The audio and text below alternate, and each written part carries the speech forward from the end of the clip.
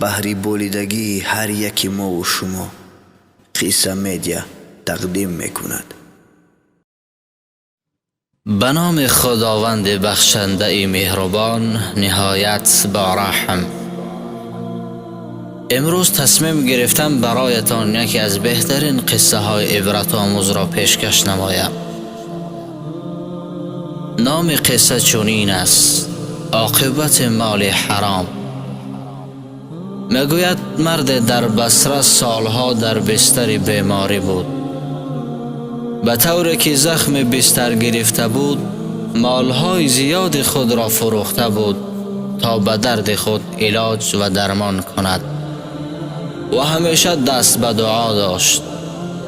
یک روز عالم نزد او آمد و گفت: تو میدانی که شفا نخواهی یافت، پس آیا برای مرگ حاضر هستی؟ مرد بیمار چی جواب گفت؟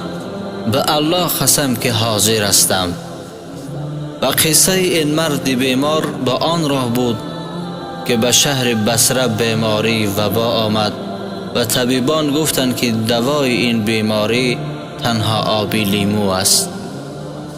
این مرد بیمار تنها خودش در این شهر کلان لیمو فروش بود و هیچ نفر را نمی گذاشت که آب لیمو فروشی کند و این مرد با آب لیمو نصف آب همراه می کرد و می فروخت.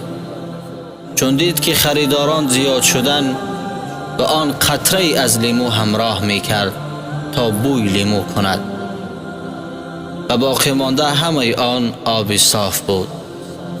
مرد این فریب لیمو فروش را دید و چنین گفت: من مجبور بودم که بخرم تا نمیرم، ولی دعا میکنم که زندگی تو برباد رود، چنانچه زندگی مردم را برباد میدهی و خونش را در شیشه جمع میکنی.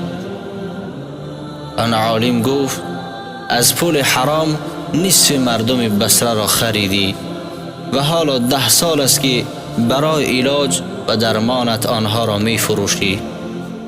آیا میدانی که از آن مال حرام جمع کرده ای تو باقی مانده است؟ مرد بیمار گفت: تنها 2 کاسه باقی مانده است. گفت: آن 2 کاسه را هم نفروشی و از دست ندهی نخواهی مرد و درد و رنج کش خواهی ماند. پس آن مالت را بده که فروشند تا مرگت فرا رسد.